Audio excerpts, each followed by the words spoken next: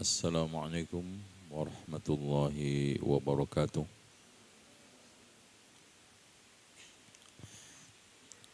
Innal hamdalillah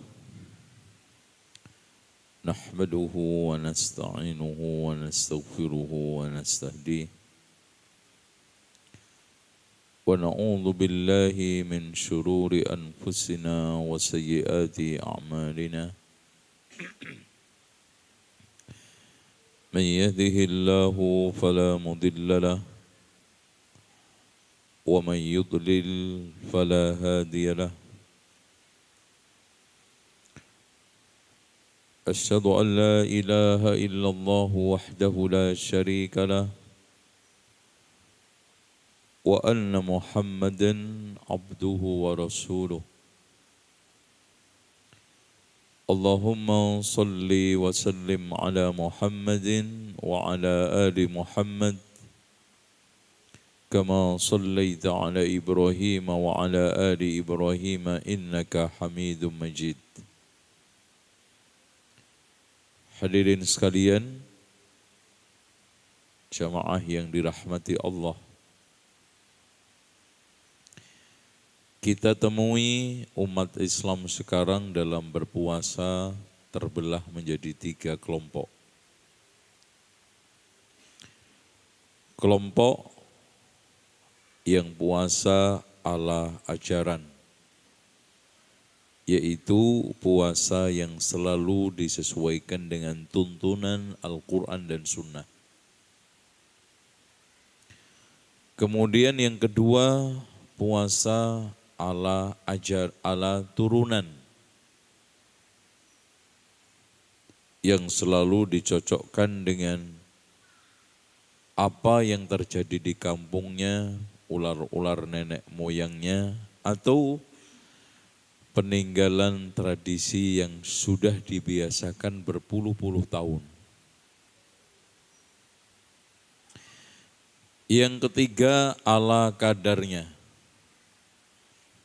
Yang penting puasa, yang penting nyangkut soal lengkap nomor sekian, bahkan batali juga cuek.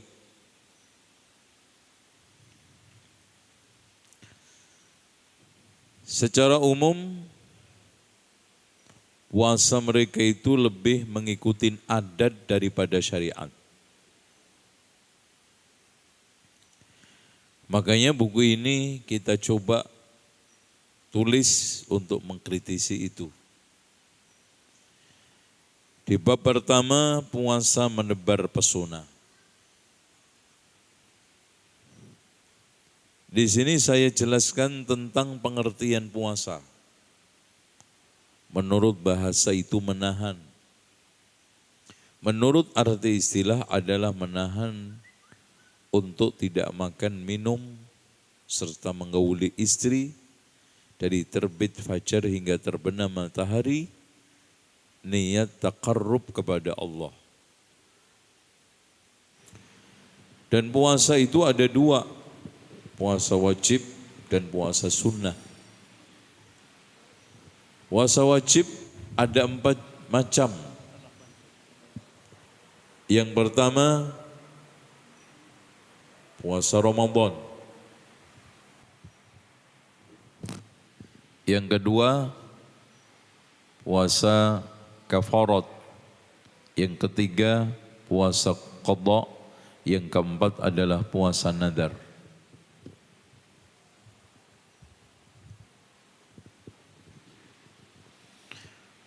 Adapun puasa sunnah cukup banyak. Ada Daud, ada Senin Kemis, ada Ayyamul Bait, yang hikmahnya untuk menangkal temperamental. Makanya orang-orang yang temperamental itu dianjurkan untuk puasa itu. Karena gravitasi bumi sedang menanjak, tekanan darah kental, maka dipuasain untuk ngendorin. Kemudian ada puasa Asyura, ada puasa Arafah, dan yang lain. Adapun hikmah puasa cukup banyak. Di kitab itu saya jelaskan, di antaranya adalah menangkal godaan setan dan rayuan syahwat. Karena kalau orang itu makannya kenyang, syahwatnya yang meningkat, akhirnya setan yang kata Rasul, inna syaitana yajri fi bani Adam majrad dam. Setan itu berjalan di dalam tubuh manusia bersama aliran darahnya. Puasa juga membentuk pribadi amanah.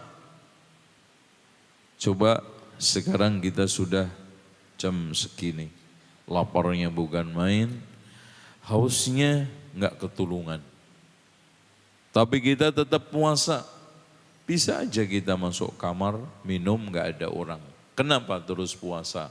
Karena saya pandang itu amanah. Terbentuklah mental amanah itu. Puasa juga melatih kita untuk bersyukur akan nikmat Allah. Coba makanan sesederhana apapun, kalau sudah maghrib rasanya nikmat. Bukan karena nilai makanan, karena kondisi badan, ya, sel-sel perut dan zat perasa ini sudah terbarukan, plus perasaan rohani yang begitu qanaah, maka rasanya membuat makanan itu jadi nikmat. Dan mengasah untuk berzikir dan berfikir. Makanya para ulama sejak dahulu itu ketika ingin menajamkan pikirannya, ingin mengasah otaknya, membiasakan puasa. Bahkan Imam Syafi'i mengatakan, aku hidup selama 16 tahun, tidak pernah merasakan kekenyangan kecuali sekali. Akhirnya aku masukkan jariku ke mulut untuk mengeluarkan makanan, karena kekenyangan membuat badan menjadi berat. Hati menjadi keras, kecerdasan hilang, dan mengundang tidur serta melemahkan ibadah. Betul. Bahkan Imam As-Sufyan mengatakan, nanti akan datang suatu zaman yang menjadi urusan utama manusia adalah perutnya. Dan agama, hawa nafsunya menjadi agama mereka. Dan Ramadan juga mencetak manusia sehat jasmani dan rohani. Seperti yang dikatakan oleh Umar bin Khattab, waspadalah dari makan kenyang, karena hal itu membuatmu malas salat, merusak badan, mengakibatkan penyakit, dan Allah membenci tokoh agama yang suka kekenyangan. Bersikaplah sederhana dalam hal makan, karena demikian itu lebih dekat dengan kebaikan. Jadi orang itu kalau semakin kenyang itu semakin jauh dari kebaikan, semakin dekat dengan keburukan. Lebih jauh dari sikap foya-foya dan lebih kuat untuk ibadah. Dan tidaklah seorang hamba hancur melainkan setelah mengutamakan syahwatnya atas agamanya. Di sini juga ada hasil penelitian dari seorang non-muslim, Profesor Dr. McFadden. Setiap manusia membutuhkan puasa meskipun tidak sakit. Karena pengendapan racun makanan dan obat-obatan dalam tubuh membuat orang seperti sakit, sehingga mengganggu aktivitas dan gerakan tubuhnya. Bila seseorang berpuasa, maka pengendapan racun tidak bisa terbuang, sehingga badan kembali segar dan nyaman yang tidak pernah dirasakan sebelumnya. Ya, adapun tujuan puasa tidak lain, utama dan pertama adalah mewujudkan kepribadian yang takwa. Ketakwaan itu nampak. Kita itu dituntut untuk ikhlas. Sehingga as-siyamuli wa ana ajzi bihi. Puasa itu milikku, aku yang membalas. Keikhlasan puasa nampak sulit untuk dipamerkan memang. Kalau zakat, infak masih bisa pamer. Bacaan Al-Quran juga masih bisa dipamerkan. Kira-kira puasa itu yang antum pamerkan apa? Ya, bentuknya juga antum lihat aja. Pamernya apa orang yang sedang puasa, lemes. Sekarang kondisi orang puasa ditunjuk-tunjukin juga susah. Beda dengan zakat. Pamer bisa. Ya, sholat masih bisa dipamerkan. Tapi puasa susah. Makanya Allah mengatakan as-siyamu li wa ana ajzi bihi. Kalau Allah sudah mengatakan aku yang membalas berarti tanpa batas. Oleh karena itu Allah berfirman wasari'u ila maghfiratin min rabbikum wa jannatin 'arduha as-samawati wal ardu u'iddat lil muttaqin. Ciri orang muttaqin dalam ayat tersebut alladzina yunfiquna fis sarra'i wad dharra.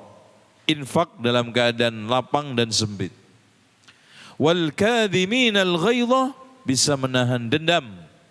Wal 'afina 'anil nas, bisa memaafkan orang. Nah, sekarang keutamaan puasa saya akan sebutkan singkat. Puasa sebagai perisai dari syahwat. As-sawmu junnatun yastajinnu bihal abdu minan nar. Puasa itu tameng seseorang dari neraka. Yang kedua, puasa amalan paling bagus yang dapat memasukkan seseorang ke surga. Ketika Abu Umamah bertanya kepada Rasulullah, ya Rasulullah, tunjukkan amalan yang bisa memasukkan aku ke surga. Apa saran Rasul? Alaika bisiyam fa innahu la mithla lahu. Puasalah karena tidak ada amalan yang menandingi puasa. Amalan puasa dibalas pahala tanpa batas. Tadi sudah kita sampaikan dalil-dalilnya. Puasa dan Al-Quran akan memohonkan syafaat.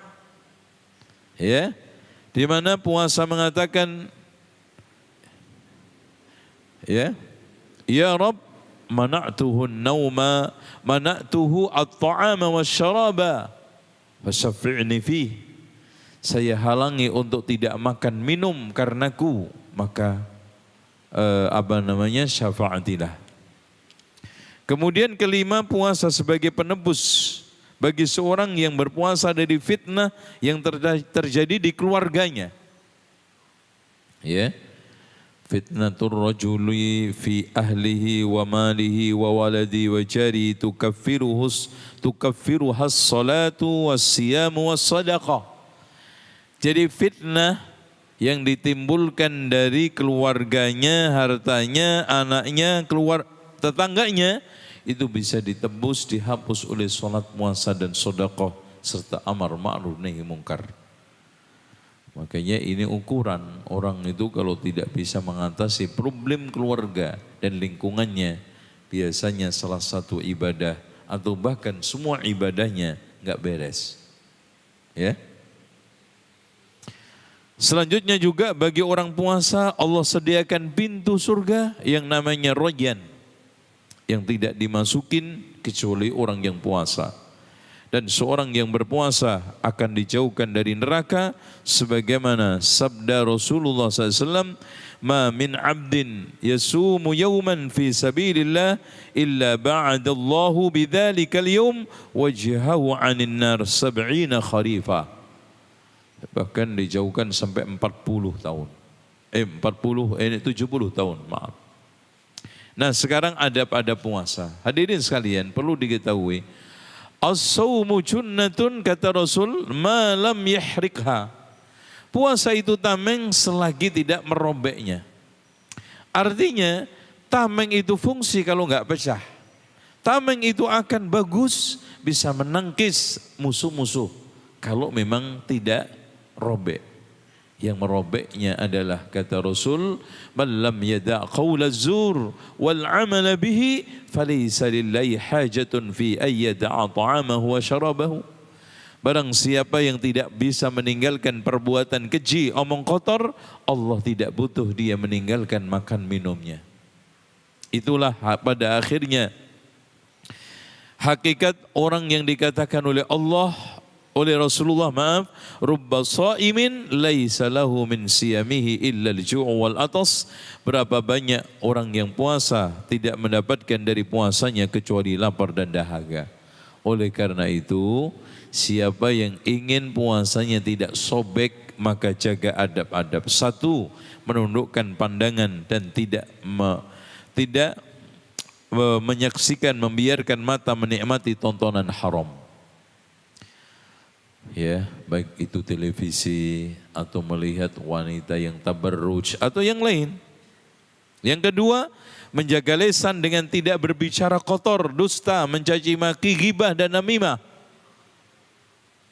Kemudian yang ketiga, menahan telinga dari suara yang haram seperti mendengarkan musik, pertengkaran, ghibah dan pembicaraan sia-sia.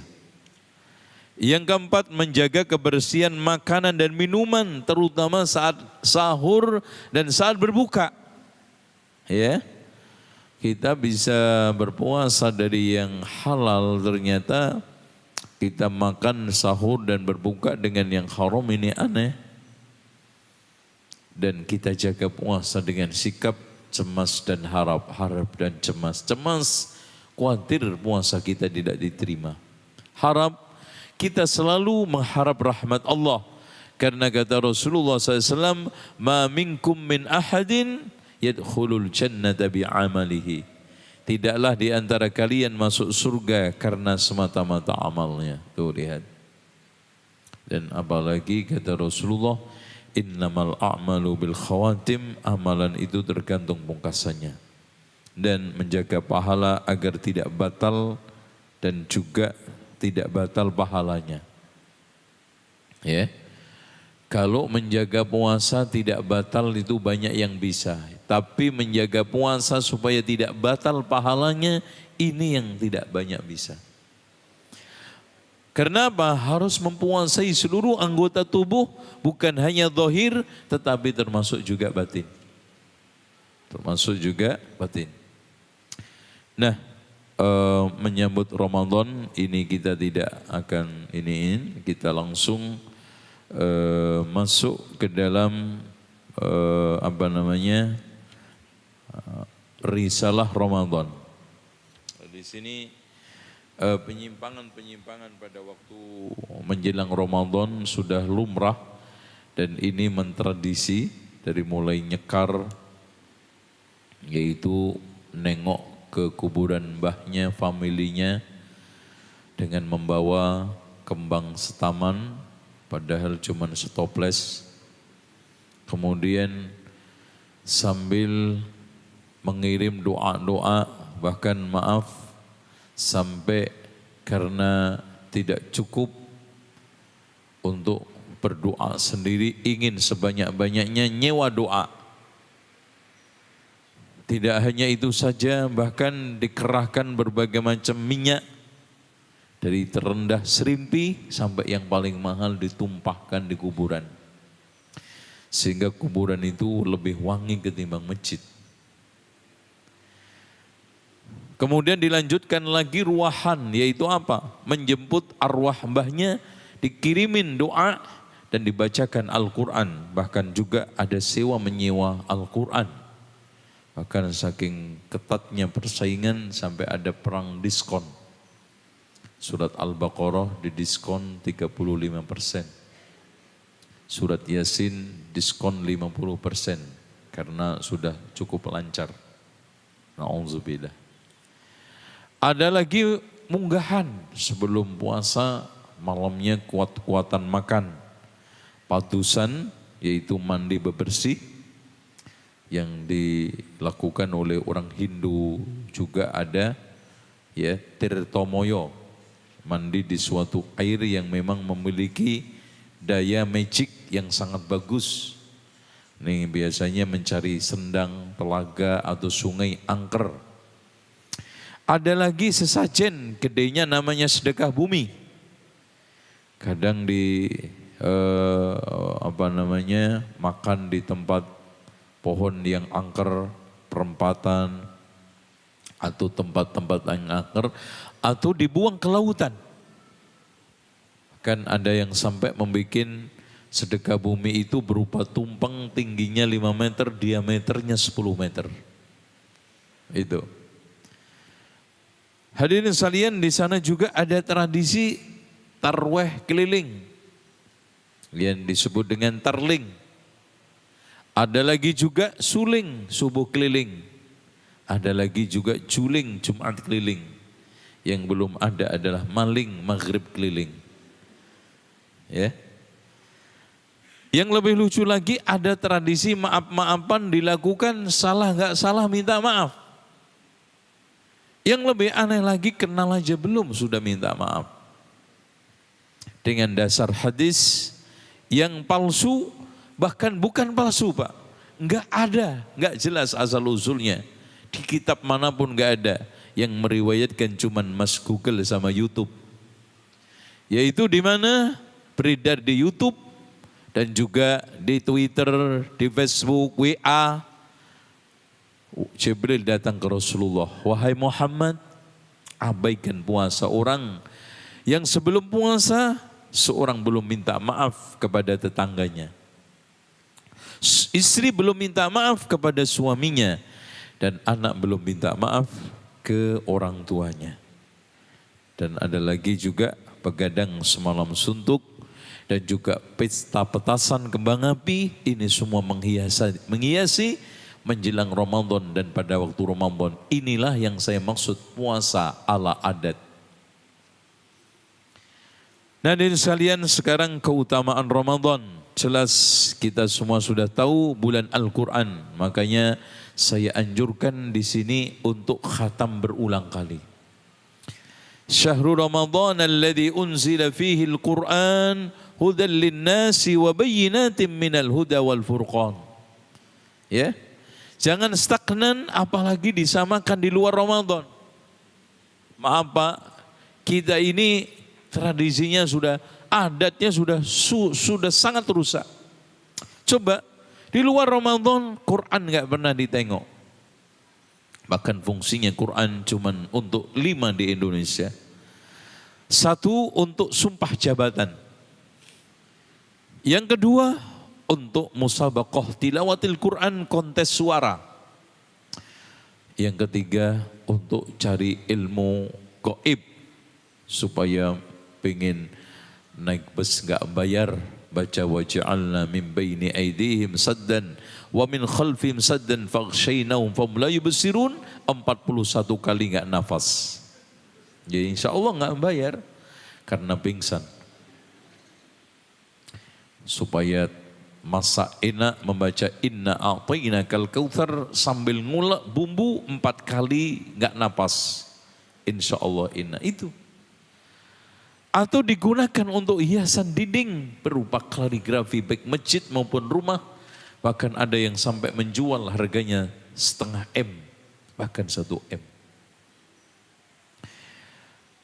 Yang selanjutnya dibuat untuk, maaf Pak, ini yang mentradisi di kampung-kampung, dibuat untuk nakut-nakutin kuntilanak dan tuyul.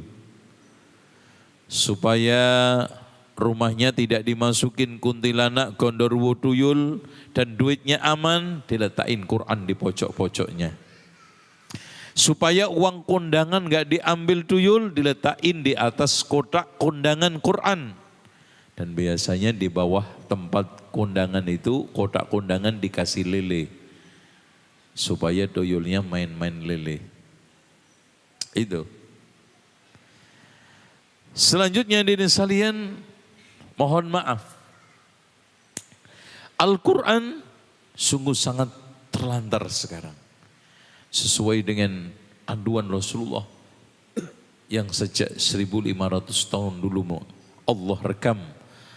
Wa qala ar-rasulu ya rabbi inna qaumi ittakhadhu hadzal qur'ana mahsyura. Ya Rasul mengatakan, ya Allah, kaumku telah menjadikan Quran ini sesuatu yang diterlantarkan. Tidak dibaca atau dibaca mungkin tidak direnungkan. Atau dibaca direnungkan tapi tidak diimani. Dibaca direnungkan diimani tapi tidak diamalkan. Ini semuanya masuk mencampakkan, menelantarkan. Dan hafalan kita pun sangat minim. Gairah untuk kesana juga sangat minim. Bahkan maaf, kita kadang-kadang kebalik. Mereka-mereka yang sekarang ini jauh dari sunnah, semangat menghafal Al-Quran, yang dekat bahkan mengaku ahli sunnah wal jamaah, mentelantarkan Al-Quran. Tidak dihafal. Kemudian syaitan dibelenggu, pintu neraka ditutup, dan pintu-pintu surga dibuka. Pak, syaitan dibelenggu tidak menghalangi bulan Ramadan itu tidak ada orang yang sesat. Tidak ada orang yang menyimpang. Karena apa? Yang bikin manusia menyimpang itu dua, syaitan sama nafsu. Kalau sekarang syaitannya sudah ditali, nafsunya enggak, gimana? Itu. Dan juga disebutkan dalam hadis Rasulullah itu, maradatus syayatin, petingginya syaitan. Ya. Kemudian pintu surga ditutup. Sekarang pertanyaannya gini, Pak. Kalau pintu surga ditutup berarti kalau di luar Ramadan dibuka apa? Kalau sekarang pintu surga dibuka, di luar Ramadan dibuka apa ditutup?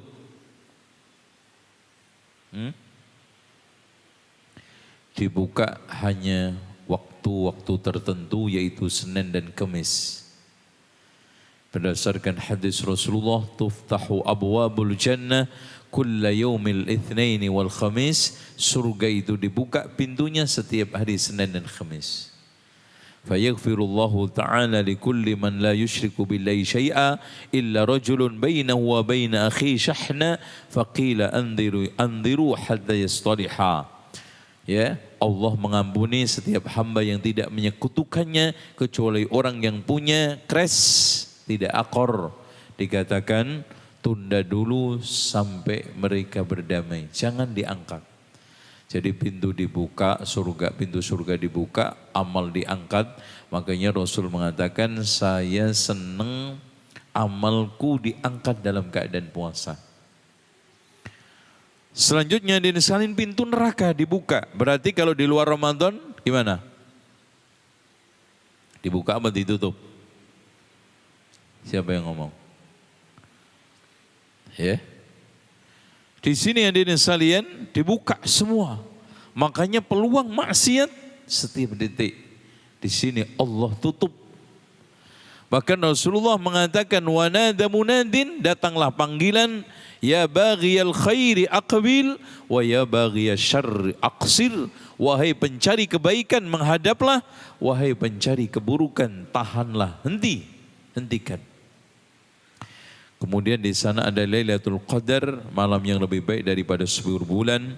Allah memerdekakan hambanya dari neraka setiap Ramadan. Ini menunjukkan bahwa lemahnya hadis yang menegaskan 10 pertama rahmat, 10 kedua maghfirah, dan 10 terakhir itqun minan nar. Bahkan Rasulullah mengatakan, inna lillahi inda kulli fitrin utaqa. Allah itu memiliki hamba-hamba yang dibebaskan dari neraka setiap menjelang buka. Wadzalika fi kulli lailatin, itu terjadi setiap malam. Jadi menjelang buka ini pemerdekaan. Mudah-mudahan kita termasuk orang yang dimerdekakan. Dan balasan pahala tanpa batas tadi sudah saya bilang. Ini hukum puasa jelas fardu ain menurut ketetapan Al-Quran, Sunnah, dan Ijma'. Nah, kenapa kita puasa? Pertama, dalam rangka mengejar pengampunan Allah. Ya. Kemudian yang kedua, termasuk golongan syuhada dan siddiq. Karena Rasulullah SAW ketika ditanya oleh seseorang, ya Rasulullah, bagaimana pendapatmu jika aku bersyahadah la ilaha illallah wa annaka Rasulullah wa sallaitus salawat al-khams, saya solat 5 waktu, Wa addaitu zakah, saya tunaikan zakat. Wa sumtu Ramadan, saya puasa Ramadan. Wa qumtuhu, saya qiyam juga. Fa mimman ana, saya termasuk golongan apa? Qala minas siddiqina wasyuhada, termasuk orang-orang siddiq dan syuhada. Allahu Akbar. Menjadi golongan yang terkabulkan doa. Dan ini juga jangan sampai keliru. Ada yang berkeyakinan doa orang puasa itu dikabulkan hanya menjelang buka. Padahal hadisnya dhaif. Yang sahih, Rasulullah mengatakan, salasu da'awatin mustajabat. Ada 3 doa yang sangat dikabulkan oleh Allah. Yang pertama, da'watus shaim, doa orang yang puasa. Wa da'watul madlum, doanya orang yang teraniaya. Wa da'watul musafir, doanya orang yang musafir. Pak, sekarang saya tanya, apakah musafir itu doanya dikabulkan ketika berjalan dok? Kalau diem enggak? Kalau tidur enggak? Kalau seandainya dia sekarang ini sedang ada di dalam penginapan enggak? Tidak ada yang mengatakan itu. Bahkan saat di perjalanan, saat kita sampai di tempat, saat kita berdiam, mustajabud da'wah. Begitu juga puasa, 24 jam, siang malam. Makanya jangan disia-siakan untuk berdoa. Apalagi Ramadan belum tentu terulang lagi. Bukan karena hanya kita tidak punya umur, tapi bisa saja suasana kesibukan menuntut kita sehingga terlalaikan itu Ramadan. Atau suasana hati yang hidayah tidak seperti sekarang ini. Ya?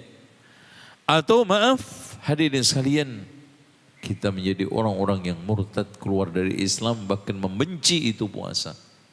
Na'udzubillah. Ancaman orang yang tidak puasa disebutkan dalam hadis yang sahih. Rasulullah pernah bermimpi dibawa oleh 2 malaikat yang tidak lain adalah Jibril dan Mikail. Ditunjukkan orang yang sekarang ini disiksa, kakinya di atas, mukanya diletakkan, dicungkirkan di bawah. Sementara dari sela-sela mulutnya, matanya itu pecah-pecah keluar darah. Lalu Rasulullah tanya, kenapa mereka itu wahai Jibril? Mereka itu orang-orang yang sengaja membatalkan puasanya tanpa uzur sebelum beberapa saat buka puasa.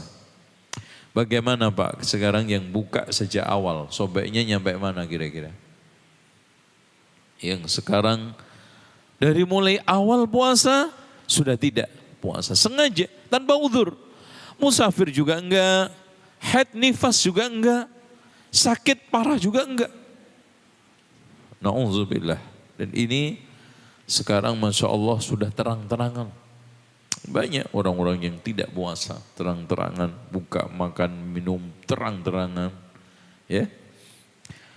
Puasa yang hari diragukan, jelas kita tidak dibolehkan puasa tanggal 30 Sya'ban sementara belum dilihat hilal. Itulah yang dimaksud Yaumus Syak. Katanya Ammar bin Yasir, siapa yang puasa Yaumus Syak faqad asa Abul Qasim, telah bermaksiat kepada Abul Qasim.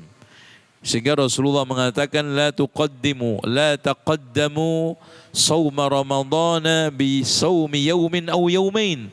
Jangan kamu mendahului puasa dengan puasa sehari atau 2 hari. Maksudnya bukan puasa qadha, bukan puasa kebiasaan, tapi puasa dalam rangka kehati-hatian, barangkali sudah puasa. Ini enggak boleh. Biasanya ada orang sikapnya, saya hati-hati deh, puasa aja. Nanti kalau kebetulan Ramadan, alhamdulillah. Kalau enggak, sudah anak anggap sunnah aja. Enggak boleh. Waktu puasa hadirin sekalian dari terbit fajar dan fajarnya sodik. Fajar sodik itu menyebar seperti benang putih nampak dari ufuk timur, sisa malam seperti benang hitam. Sehingga Rasulullah SAW ketika dilaporin Adi bin Hatim, ya Rasulullah, saya pagi hari sahur, saya letakkan benang putih sama hitam di bawah bantal saya, enggak jelas-jelas. Kata Rasulullah, gede banget bantal ente. Itu adalah benang putih maksudnya fajar, benang hitam maksudnya sisa malam. Kalau digunakan nutupin ufuk timur, bantalnya segede apa? Ini hadirin sekalian ya. Nah, syarat puasa muslim, orang kafir tidak boleh puasa dan tidak diterima. Baligh dan berakal, baligh anak kecil hanya dilatih. Berakal majnun tidak kena beban, ya. Badan sehat tidak sakit. Kalau sakitnya itu ada harapan sembuh cukup qadha. Tapi kalau sakitnya tidak ada harapan sembuh cukup membayar fidyah. Seperti orang kena penyakit kanker stadium 3-4 atau sudah gagal ginjal cuci darah, itu semuanya cukup bayar fidyah. Tidak safar artinya mukim. Bagi wanita harus bersih dari haid dan nifas. Nah ini ibu-ibu tolong diperhatikan. Ada sebagian wanita yang salah tafsir, salah simpul, atau nggak tahu juga salah dengar. Perempuan ketika melahirkan itu kan nifas. Ketika nifas nggak boleh puasa. Nyusui nggak nyusui. Nah ini kadang-kadang hanya bayar fidyah tok alasannya nyusuin. Di sini yang kuat alasannya bukan nyusuin tapi alasannya nifas. Artinya perempuan yang sedang nifas, sedang nyusuin tetap harus mengqadha. Kenapa? Al-illah apa? Al-iftar bukan ar-radha. Alasannya adalah buka puasa karena haid nifas bukan karena menyusuinya. Kalau menyusui memang cukup bayar fidyah saja. Selanjutnya hadirin sekalian rukun puasa, niat. Kemudian niat itu juga malam hari, tidak boleh di siang kecuali sunnah. Dan tidak juga perlu dilafatkan. Karena gini loh Pak, ketika kita sekarang jam 4, ambil piring, cuci mulut, cuci tangan, mau apa? Sahur. Ada yang habis makan 1 piring, 1,5 piring, bilang Pak, maaf Pak, saya mau niat. Loh, tadi sepiring setengah itu niatnya apa Pak? Ya, mosok ngigo, ngimpi. Kemudian menahan diri dari fajar sampai terbenam matahari. Dan yang terakhir adalah masalah yang terkait dengan menahan hal-hal yang membatalkan puasa. Sunnah-sunnah puasa, mengakhirkan makan sahur, menyegerakan buka puasa, menambah dan berpacu dalam beramal soleh, memberi buka puasa, bertaubat dan berdoa, tidak membalas keburukan dengan keburukan, berdoa ketika saat berbuka puasa. Ini walaupun hanya sekedar penekanan, ini tidak dasarnya hadis yang dhaif tadi. Berbuka dan makan sahur dengan kurma yang basah atau kurma kering, banyak membaca Al-Quran dan bersikap dermawan seperti Rasulullah SAW. Nah, makan sahur ini jangan sampai enggak. Karena Rasulullah mengatakan, tasahharu fa inna fis sahuri barakah. Makan sahurlah karena makan sahur itu berkah. Bahkan pemisah antara puasa orang ahlul kitab dengan Islam adalah makan sahur. Dan makanan yang paling bagus adalah apa? Tamr. Ni'ma sahuril mu'min at-tamr. Sebaik-baik sahur orang mukmin adalah tamr. Dan tidak mengapa kita melanjutkan makan minum sementara adzan mulai dikumandangkan. Karena Rasulullah SAW mengatakan, "Idza sami'a ahadukum an-nida wal ina'u fi yadihi fala yadh'u hatta yaqdiya hajatahu minhu." Ada sebagian ulama yang mendhaifkan, tetapi wallahu a'lam bissawab, yang mensahihkanlah yang kuat. Jika di antara kalian dengar azan sementara wadah makan minum ada yang di tangannya, maka lanjutkan, jangan diletakkan sebelum habis. Alasannya gini Pak, kalau kita paksakan hadis ini dhaif, akhirnya ada orang yang enggak mungkin semuanya harus ngeliat jam ketika sahur. Masuk jamnya akan diletakin kayak spion begitu. Kemudian orang juga enggak mungkin bisa connect langsung, Pak udah azan belum? Dan azan pun enggak mungkin pas fajar langsung. Nah, Masa sekarang sudah di mulut, sudah di sini Pak, dimuntahkan. Kalau dimuntahkan sengaja apa hukumnya? Batal, ditelan, batal juga. Gimana? Nyangkrok di sini. Ya gimana? Dimuntahkan batal kan sudah masuk adzan kan? Kalau dimuntahin sengaja kan batal. Kalau ditelan batal, gimana? Ya udah dibiarin di tenggorokan. Nggak lucu. Tapi ini berbeda dengan berhubungan suami istri. Karena itu memang bisa dilakukan. Adzan ya udah. Jangan dilanjutin. Ini jangan kayak makan minum kurang dikit, nggak boleh. Ya. Berbuka puasa. Rasulullah menganjurkan disuruh segera. La yazalu nasu bi khairin ma'ajalul fitrah. Manusia itu dalam keadaan baik selagi menyegerakan makan buka puasa. Bahkan dianjurkan juga untuk membaca dhahabadh dhama'u wabtallatil uruq wasabatal ajru insyaallah. Dan bila kita berbuka di tempat orang lain, hendaknya kita doakan Allahumma at'imhum man at'amani wa asqihi man saqani. Ya Allah, berikanlah makan orang yang memberi makan saya dan berilah minum orang yang memberi minum saya. Atau membaca aftara indakumus shaimun wa akala ta'amakumul abrar wa sallat alaikumul malaikah. Yang tidak kalah pentingnya memberi buka orang puasa, yang kata Rasulullah, man fattara shaiman kana lahu mithlu ajrihi. Ya, barang siapa yang memberi buka puasa orang yang sedang berpuasa, maka mendapatkan pahalanya, tidak mengurangi pahala dia. Nah, hal-hal yang membatalkan puasa, makan minum dengan sengaja, memasukkan cairan infus pengganti makanan, ini juga diperhatikan. Muntah dengan sengaja, ini dalilnya jelas. Wanita yang datang haid nifas walaupun kurang 5 menit sebelum maghrib. Waduh, nanggung banget. Keluar kurang 10-5 menit sebelum maghrib. Gimana? Batal enggak? Batal. Ini sama aja untungnya, Masya Allah, sahur-sahur setelah adzan 5 menit subuh haid. Nah, itu bebas.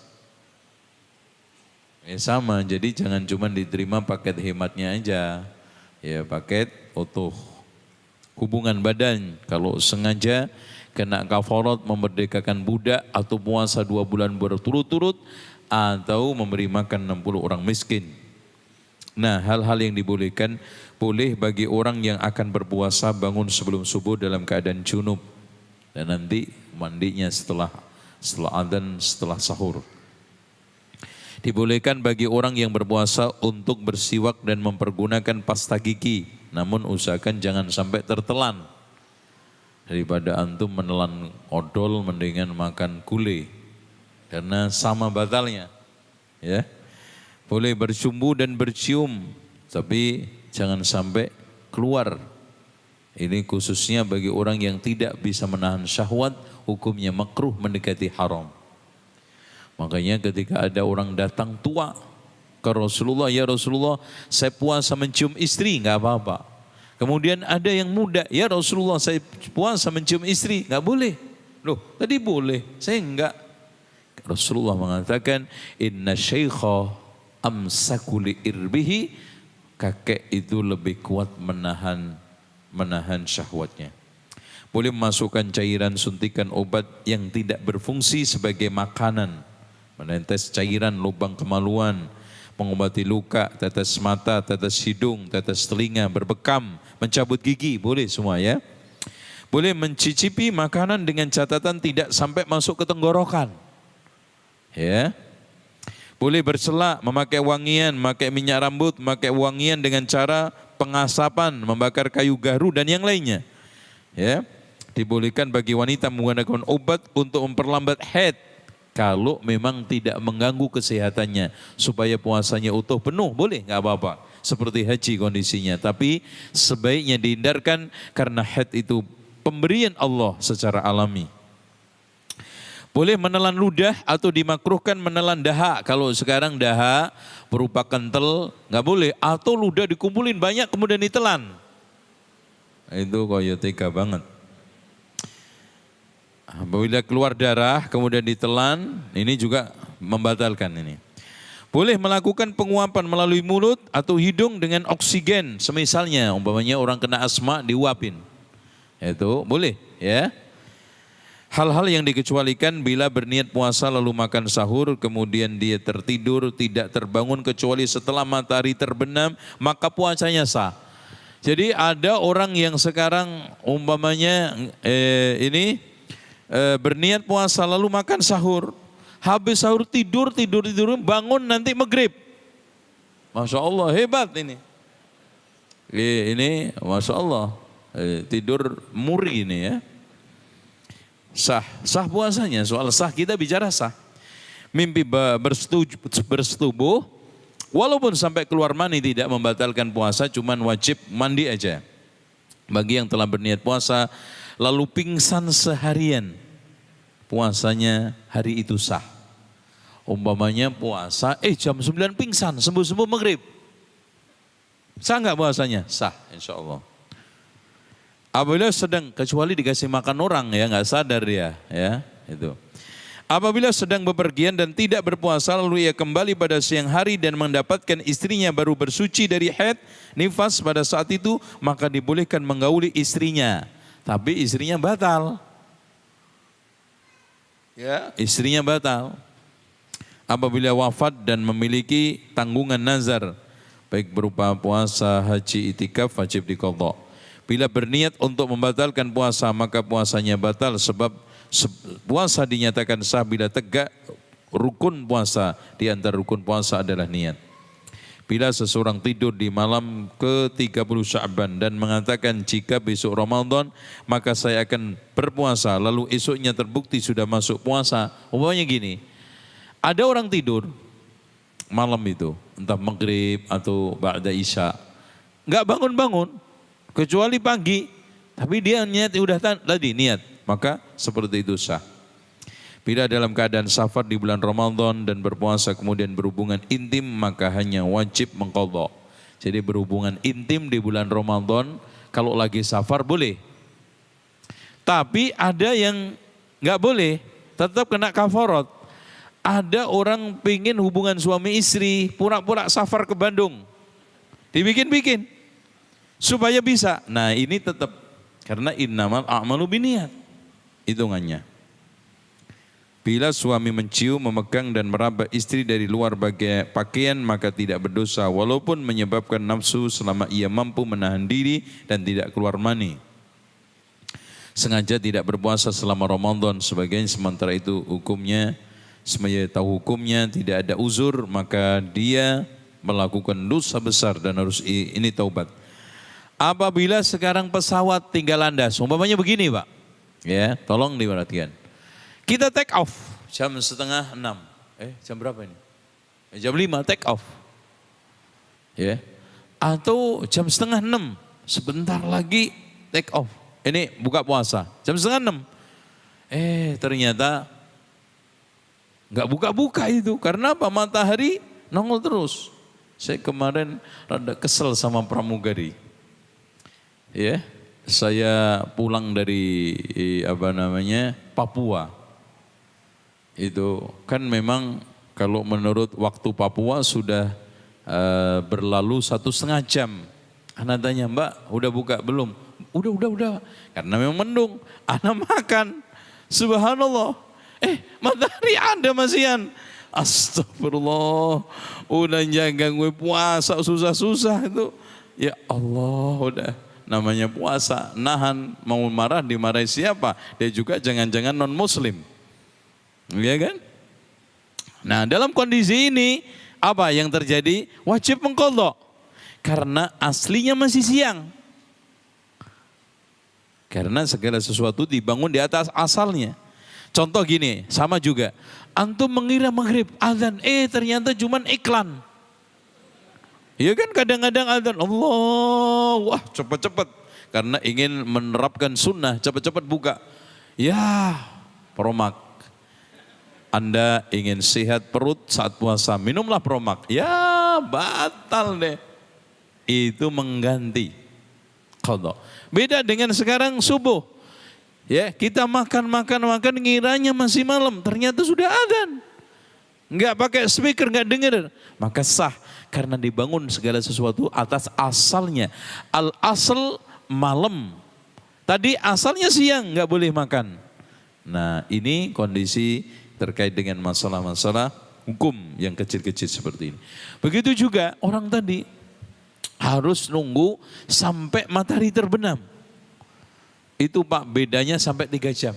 Kalau kita itu naik, ya itu nggak turun-turun matahari karena kejar-kejaran.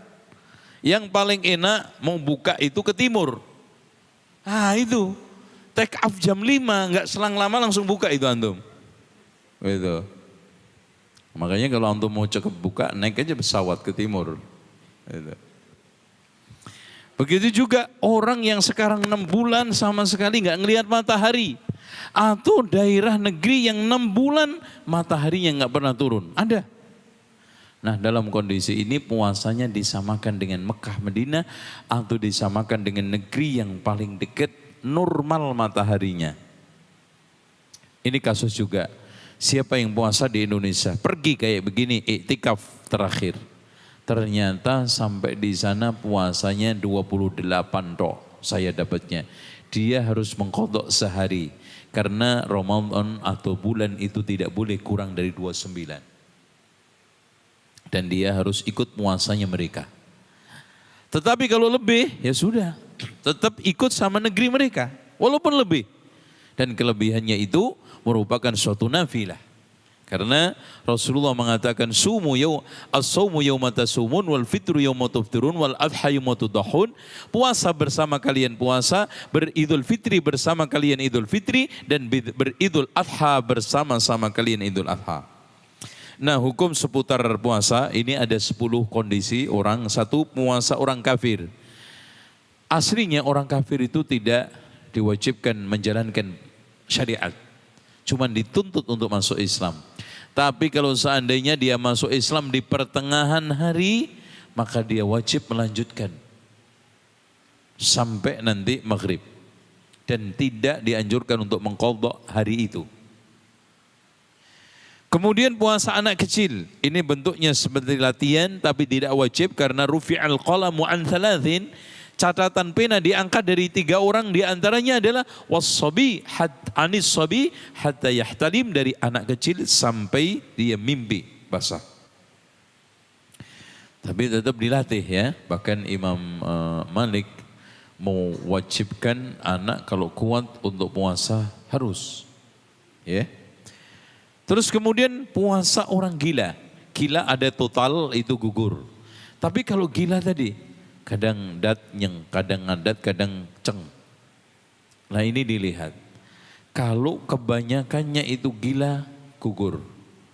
Tapi kalau kebanyakannya waras, maka wajib. Ketika warasnya.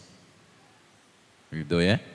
Dan barang siapa yang sekarang ini sembuh gilanya di tengah hari juga sama. Diwajibkan melanjutkan puasanya dan tidak diwajibkan mengqadha puasa yang dipuasain pada hari itu. Selanjutnya puasa orang pikun. Di sini gugur total seperti orang-orang gila, tidak diwajibkan bayar fidyah juga. Karena pikun itu beda dengan lanjut usia. Kalau lanjut usia itu bayar fidyah, ini pikun hilang kesadarannya. Maka statusnya seperti orang gila. Puasa orang lemah, contohnya seperti orang hamil menyusui, lemah.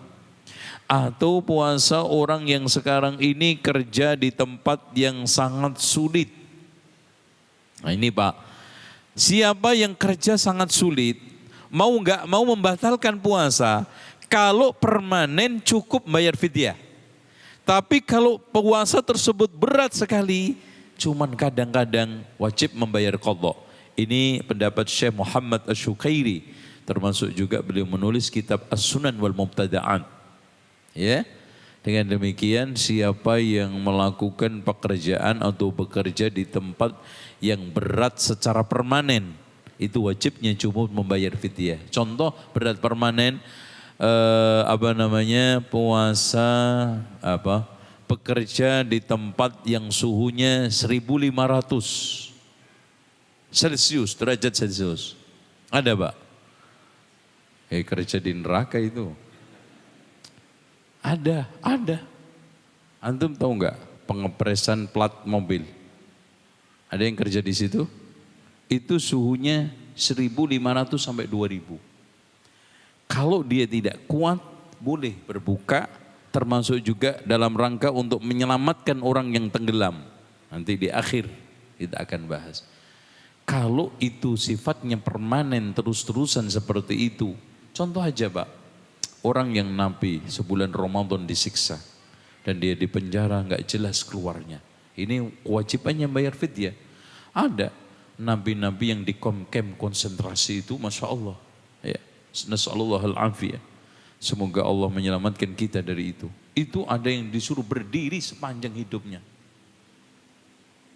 dengan lebar cuman 0,5 meter atau 1 meter. Dikasih cahaya cuman segini, besarnya. Ya, ada yang ditali, sholat aja nggak bisa, wudhu nggak bisa. Ya itu udah, wudhu apa adanya.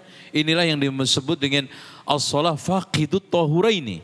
Orang sholat yang kehilangan 2 suci, wudhu nggak bisa, tayamum juga nggak bisa, sholat apa adanya. Begitu juga puasanya tinggal bayar fidyah. Karena dia buka nggak bisa, sahur nggak bisa. Bahkan puasa nggak puasa itu nggak dikasih makan.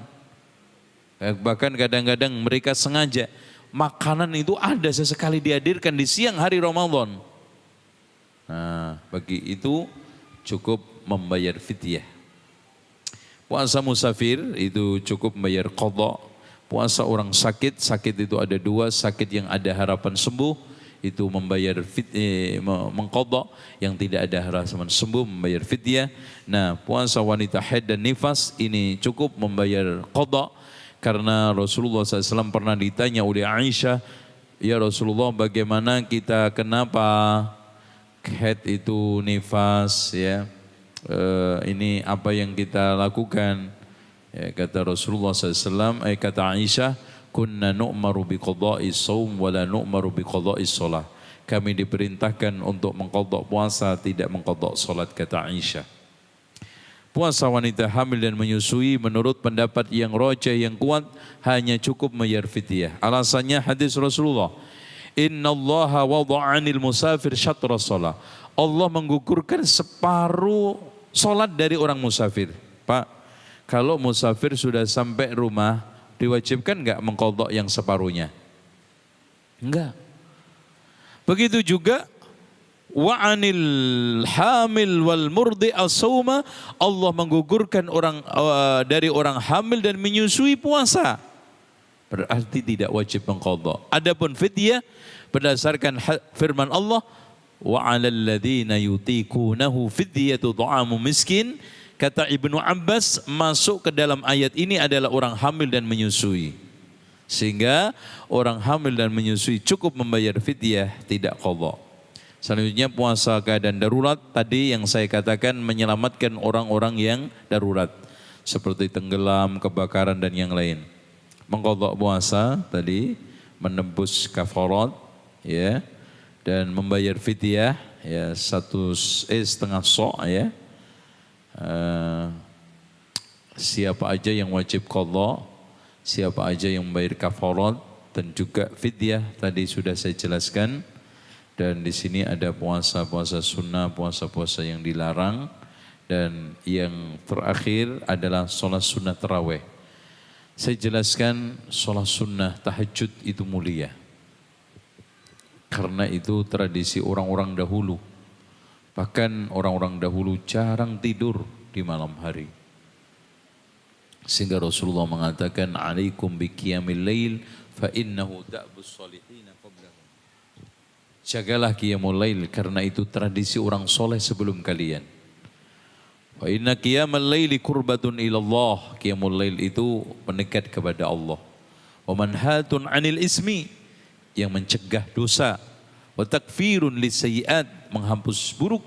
Wa mataraddatun lidda 'anil jasad, mengusir penyakit dari jasad. Makanya Masya Allah, katanya Wahab bin Munabbih, sholat di waktu malam akan membuat orang yang rendah kedudukannya menjadi mulia dan orang hina menjadi wibawa. Sedang puasa di siang hari akan mengekang seorang dari syahwat. Kata Aisyah, jangan tinggalkan sholat sebab Rasulullah tidak pernah meninggalkan. Kalau tertimpa lesu capek, dia sholat sambil duduk.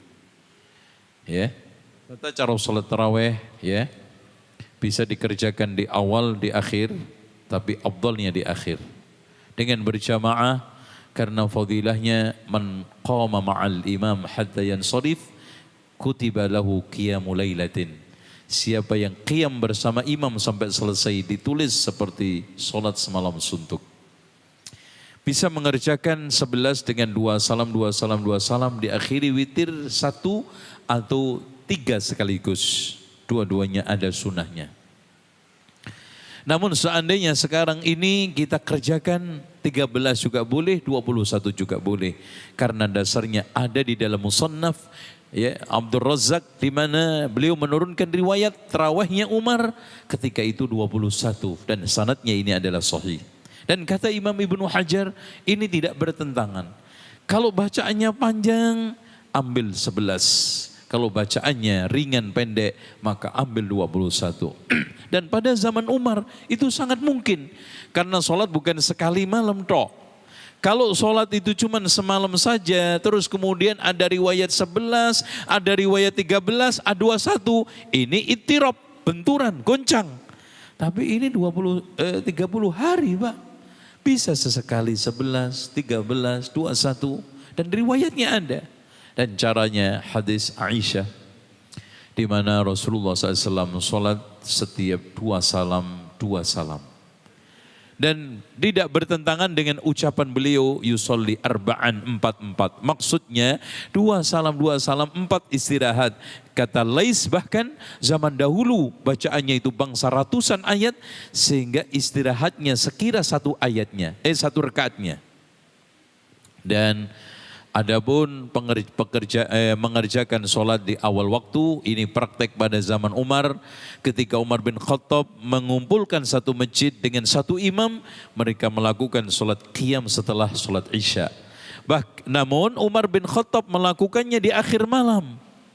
Bahkan Umar bin Khattab ketika itu hanya memantau, ya, memantau bersama Abdurrahman bin Abdul Qari, ya, memantau.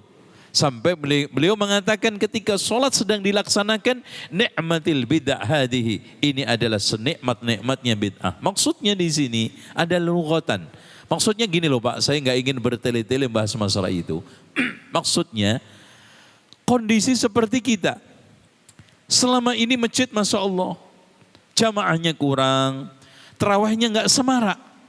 Subhanallah, pengurus baru ditata, ditertibkan, bahkan masyarakat dimotivasi, didatangkan ustadz. Akhirnya tahun itu tarawih itu membludak sampai keluar masjid. Apa kata pengurus Pak? Masya Allah, baru kali ini masjid ini sholat tarawih seperti ini. Iya enggak? Iya. Baru kali ini. Bukan berarti sebelumnya enggak ada sholat tarawih. Sebelumnya Rasul sudah melakukan hari pertama, kedua, ketiga, 4 enggak sholat dan menjelaskan, saya tahu kondisi kalian, tapi saya takut ini nanti diwajibkan kalian tidak mampu. Ini untuk menghimpun, dan setelah sholat witir boleh sholat lagi. Di sini sudah saya jelaskan, intinya la witrani fi lailatin, tidak ada witir dalam satu malam. Tentang Lailatul Qadar, ikhwah sekalian, kita kejar dengan qiyamul lail. Qiyam Ramadan terakhir, menghidupkan 10 ini terakhir. Man qama Lailatul Qadar imanan wa ihtisaban ghufira lahu ma taqaddama min dhanbi.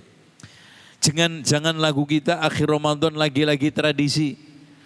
Kebanyakan orang kalau sudah Lailatul Qadar sibuknya bikin kue, sibuknya sekarang ganti pakaian, sibuknya keliling mall.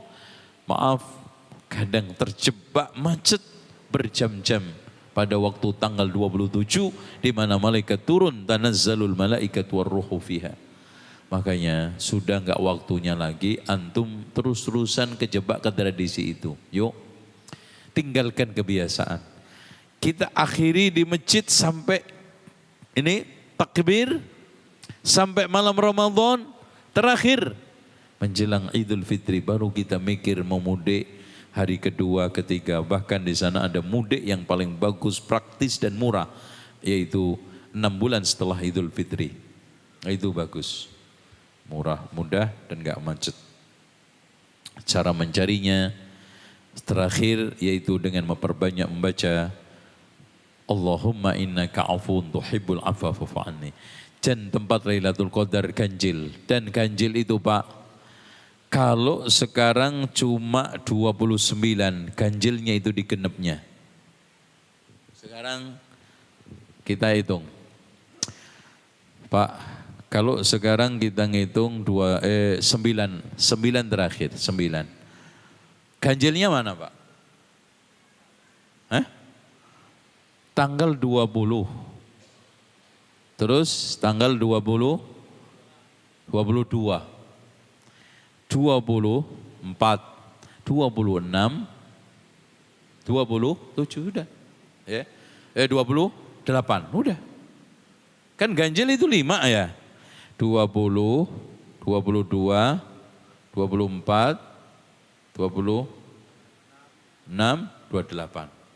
Nah, itu kalau ganjilnya di tanggal 29 Ramadannya. Jadi antum jangan cuma ngejar tanggal 21 toh. Iya kalau 30. Kalau 29 lewat antum. Intinya kita kejar dari awal sampai akhir. Karena kalau sekarang 30 memang benar. 10 terakhir ganjilnya 21, 23, 25, 27, 29. Iya kan? 5 nih 5. Ini ganjil enggak? Ini berapa? Genep. Ini ganjilnya gini. Kalau 29 mana ganjilnya? 20, 22, 24, 26, 28. Nah ini. Jadi ini pemahaman kadang masih belum nyampe ke kita. Untuk pengertiannya lihat di buku saya turunkan hadis itu dan penjelasan ulama 146 insyaallah. Dan tanda-tanda Lailatul Qadar malam hari itu nampak dalam keadaan cerah, senyap, sunyi, terang. Dan pagi harinya matahari terbit seperti mangkuk ya. Dan orang yang paling merugi adalah orang yang terhalang. Dan iktikaf tolong jangan sampai lewat. Cari masjid yang paling asri, yang paling enak, yang paling sunnah. Kemudian di sana ada ceramah-ceramahnya, apalagi daurah-daurahnya Masya Allah. Dan hikmahnya kita putus komunikasi dengan manusia. Hanya komunikasi kepada Allah. Karena komunikasi dengan manusia bikin keruh hati. Sementara sama Allah bersih hati. Nah zakat fitrah wajib bagi siapa aja yang menemukan puasa dan malam Id. Ya, kecil besar. Dan Idul Fitri ini sunnah-sunnahnya. Ya, kita takbir, kemudian berangkat dari satu jalan pulang dari jalan lain, pakai pakaian paling bagus, mengenakan minyak wangi, mandi dan mengikuti sholat diawali dengan khutbah. Ini sholat dulu baru khutbah, kemudian setelah itu berakhir dan kita perbanyak takbir di malamnya sampai imam naik mimbar. Dan hadirin sekalian, bacaan-bacaan takbir di sini juga saya jelaskan dan hukum-hukumnya. Nah, kesalahan menyambut Idul Fitri, tradisi mudik, bersolek dan tabarruj, tenggelam dalam maksiat, dan tradisi ziarah kubur, tradisi sungkeman, hari raya ketupat, tradisi halal bihalal, mendatangi tempat hiburan, takbir keliling yang disebut dengan tarling, grebek Syawal di mana-mana. Ada banyak acara grebek bikin gunungan sampai makanan itu tingginya 5 meter, 7 meter. Nah yang di sini saya akhiri hadis-hadis dhaif dan maudhu seputar Ramadan. Insya Allah demikian. Mungkin ada yang tanya.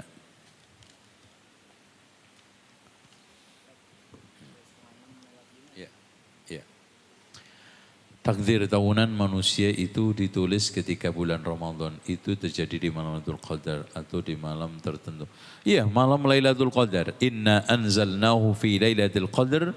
Terus kemudian Allah juga menjelaskan di dalam Al-Quran, ya surat Ad-Dukhan, fiha yufraku kullu amrin hakim.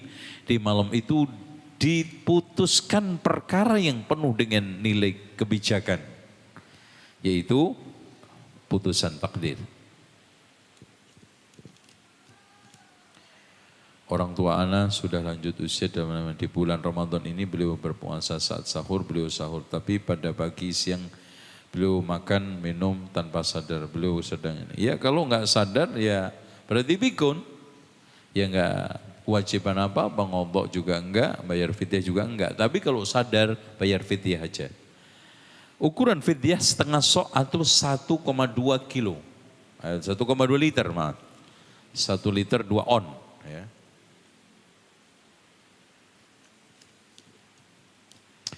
Jika saya wanita sedang mengqadha puasa Ramadan kemudian mendadak siang ada undangan makan siang, apakah boleh berbuka? Hadirin sekalian, tidak boleh. Karena yang boleh itu hanyalah kaitannya dengan puasa sunnah. Dalilnya al-mutatawwi' amirun li nafsi, orang puasa sunnah punya hak terhadap dirinya, mau terus mau batal. Tapi kalau qadha lanjutkan. Antum enggak selesai-selesai.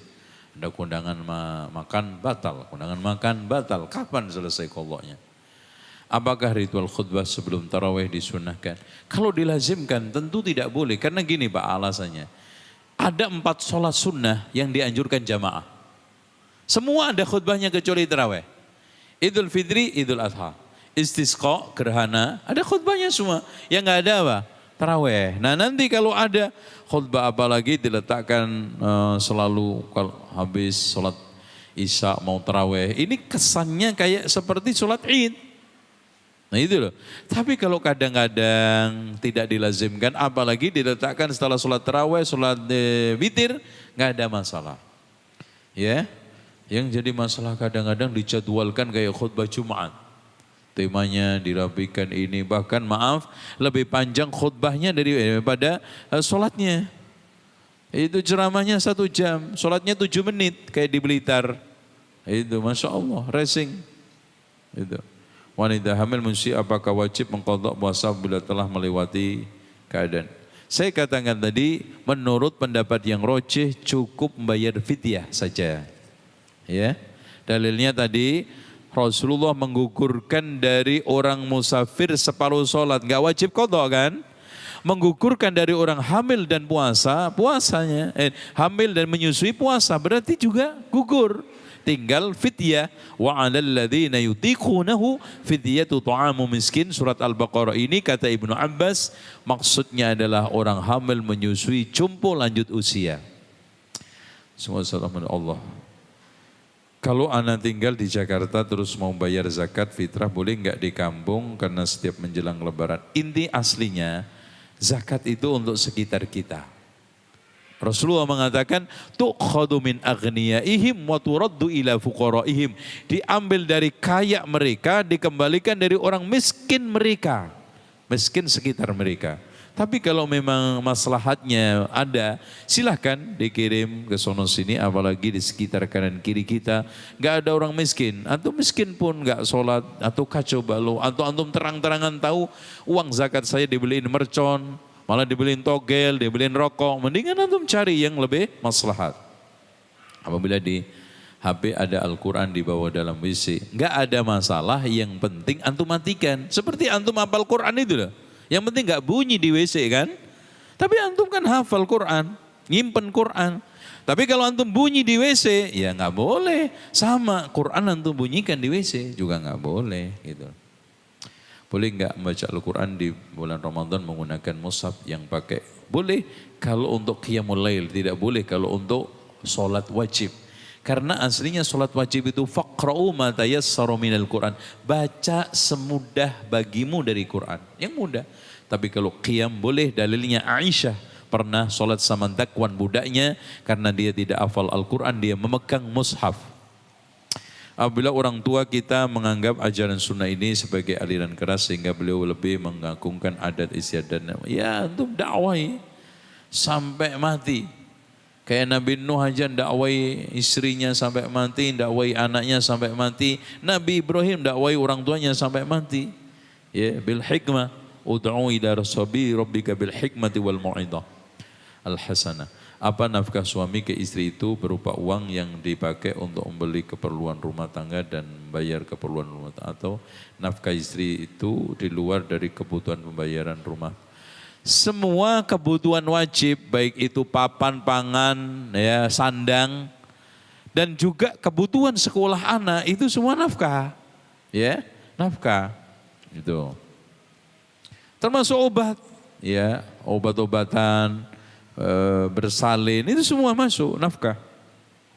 Mana yang lebih dahulu, puasa qadha atau puasa Syawal? Pak, puasa qadha. Karena logika dalam suatu kaidah usul fikih, wajib lebih didahulukan sunnah apa sunnahnya dulu atau wajibnya? Wajibnya dulu. Dan umur kita tidak tahu. Dan subhanallah Pak, betul. Saya temui ada orang yang mendahulukan sunnahnya, akhirnya keduluan hamil. Mendingan masih ada waktu. Hamil nyusui, akhirnya nggak sempat qadha. Mati gimana? Atau ada keperluan lain yang nanti kita nggak bisa qadha. Makanya didahulukan qadha. Dan logikanya juga gini kan, siapa yang puasa Syawal 6 seperti puasa 1 tahun. Karena kalau 30 lengkap kali 10 berapa? 300. 6 kali 10 berapa? 60. 1 tahun berapa? 360 tahun. Logikanya dapat pahala 1 tahun. Berarti kalau sekarang masih kurang 2 hari belum diqadha, 30 enggak? Dikaliin 10 enggak jadi 1 tahun. Makanya di sini harus diperhatikan. Fatwa Syekh Utsaimin lebih didahulukan puasa Ramadan qadha daripada Syawal. Tentang nanti enggak bisa, qadarullah. Masya'afa'an, dan Allah insyaAllah menghitung niat kita, tekad kita. Karena Rasulullah mengatakan, man hamma bihasanatin fa'amilaha kutibat lahu asyru amsaliyah wa man hamma bihasanatin walam ya'malha kutibat lahu hasanatun. Siapa yang mengajak kebaikan bisa melaksanakan dikasih 10, siapa yang mengajak kebaikan tidak bisa karena ada aral, maka mendapatkan 1 kebaikan. Allahu Akbar. Terakhir, apa ada dalil bila seseorang wafat dia berwasiat untuk mendonorkan mata atau enggak? Boleh. Karena Rasulullah SAW mengatakan kasru idhamil mayyit kakasriha hayya. Merusak anggota tubuh mayit itu seperti pada waktu hidupnya. Kalau hidup enggak boleh, mati juga enggak boleh. Ya. Ana pernah sekolah di luar negeri Inggris, ketika summer ana tidak kuat puasa. Betul, karena kalau summer itu puasanya itu sampai 19 jam. Ya. Oh, itu. Nah, langkah-langkah orang di sana itu ini karena di sono kudaannya besar, iman enggak kuat, udah menyamakan dengan Indonesia. Lucu. Jam 6 buka. Padahal itu matahari, Pak, belum asar itu. Jam 6 di sana itu belum masuk asar. Ya, belum masuk asar. Mungkin baru zuhur selesai. Nanti maghribnya jam 11. Tuh, Masya Allah. Kelenger antum. 6, 7, 8, 9, 10, 11. 5 jam. Tapi tetap harus puasa. Gitu. Enggak boleh menyatakan musafir. Itu. Giliran ini rugi musafir, giliran untung mukim. Ada. Pak, Bapak kok enggak? Oh iya Pak, saya kan mukim Pak. Itu. Loh, Bapak kok enggak puasa? Loh, saya kan musafir Pak. Aneh sama ini. Ini untung ini Islam dicomot-comot yang enak toh. Wallahu a'lam bishawab. Dan batasan menundukkan pandangan terhadap lawan jenis sampai mana? Ya sampai mata. Itu. Yang penting mata antum lihat enggak? Itu aja. Jadi kalau ditanya sampai mata, yang penting antum enggak lihat, itu aja. Itu. Sekarang kan sulit Pak. Atas repot, tengah repot, bawah repot, merem apa? Cadaran. Ya, kita harus bisa bernegosiasi dengan diri kita sendiri. Jangan lihat. Itu. Karena Rasulullah mengatakan kepada Ali, ya Ali, iyyaka wan nadhra fa inna lakal ula walaysa lakal thaniyah. Wahai Ali, waspadalah terhadap pandangan karena yang pertama hakmu, yang kedua sudah setan. Bukan milikmu. An-nadratu sahmun masmumun min sihami iblis, kata Rasulullah. Pandangan adalah panah setan yang beracun buat untuk kita. Pasti terbunuh. Makanya semua itu mata. Pak, sekarang antum tertarik makanan awalnya apa? Mata. Yang paling pertama nipu kan mata, nipu lidah, lidah nipu perut, kan gitu. Awalnya mata. Nah, di sini dijaga. Wallahu a'lam bishawab. Demikian, karena waktu sudah jam 6 dan alhamdulillah kita bisa sekilas membahas tentang masalah ritual Ramadan antara adat dengan syariat. Dan mudah-mudahan kita mendapatkan ilmu yang bermanfaat dan penjelasan-penjelasan tentang puasa. Semoga puasa kita tersisa ini semakin maksimal dengan penjelasan tadi. Subhanakallahumma wa bihamdika asyhadu an la ilaha illa anta astaghfiruka wa atubu ilaik. Wassalamualaikum warahmatullahi wabarakatuh.